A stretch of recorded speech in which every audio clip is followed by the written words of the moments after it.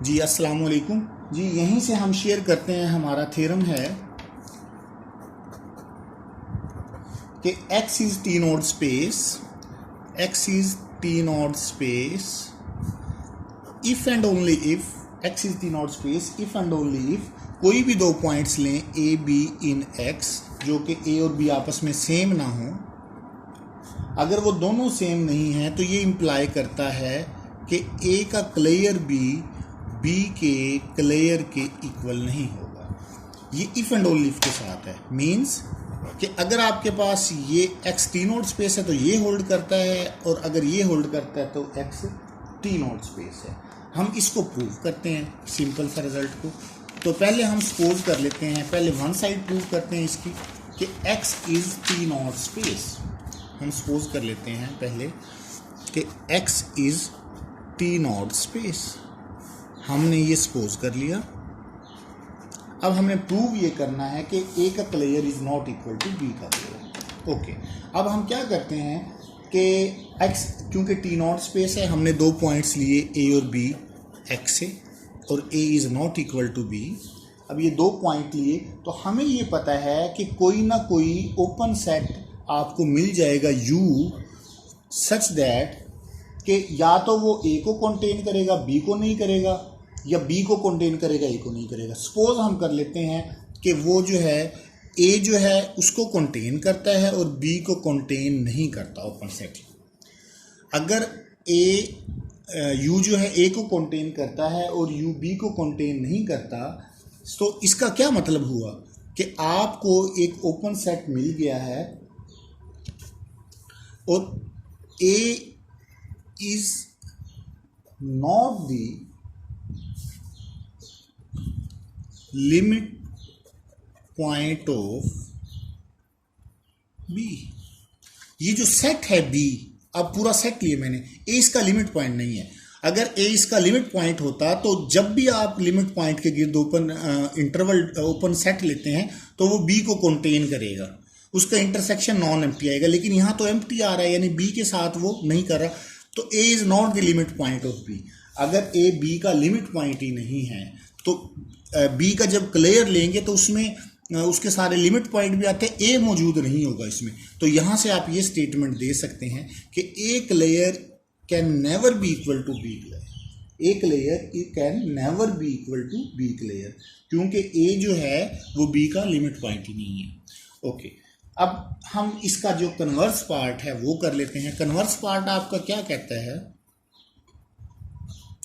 Conversely suppose कि हमारे पास दो डिफरेंट पॉइंट्स हैं जिसमें a clear is not equal to b clear है, और हमने प्रूव करना है कि ये टी नॉट स्पेस है। ठीक है, कि ये जो है ये टी नॉट स्पेस है। अच्छा, अब ये इसका क्या मतलब है? a clear is not equal to b clear. अच्छा, अब हमने ये प्रूव करना है कि x is T naught space. हम बजाय टी नॉट स्पेस के हम कॉन्ट्रेरिली, अक्सर हम थ्योरम्स में कॉन्ट्रेरिली सपोज करते हैं। हम कॉन्ट्रेरिली सपोज कर लेते हैं, contrarily suppose that x is not T naught space. हमने सपोज कर लिया कि x जो है वो टी नॉट स्पेस नहीं है। अगर x टी नॉट स्पेस नहीं है तो इसका क्या मतलब हुआ? कोई भी ओपन सेट लेंगे, every open set that contains a also contains b, कि कोई भी ओपन सेट लें जो a को कंटेन करेगा वो b को भी कंटेन करेगा। अगर ऐसा ना हो कि ओपन सेट a को तो कंटेन करे b को कंटेन ना करे, फिर तो हमारी टी नॉट स्पेस बन गई। अब हमने सपोज किया हुआ है कि टी नॉट स्पेस नहीं है, तो हम ये सपोज कर लेते हैं कि अगर कोई भी ओपन सेट जो a को कंटेन करता है वो किसको कंटेन करेगा? b को भी कंटेन करेगा। अच्छा, अगर हर ओपन सेट a को कंटेन कर, जो a को कंटेन करे वो b को भी कंटेन करता है, तो इसका क्या मतलब हुआ कि जो a के लिमिट पॉइंट हैं that will become the subset of limit point of P. क्योंकि कोई भी ओपन सेट है जब आप ड्रॉ करते हैं ए के गिर्द तो वो बी को भी अंदर कंटेन कर लेता है। इसका मतलब है इंटरसेक्शन उनका क्या आ रहा है, नॉन एम्प्टी।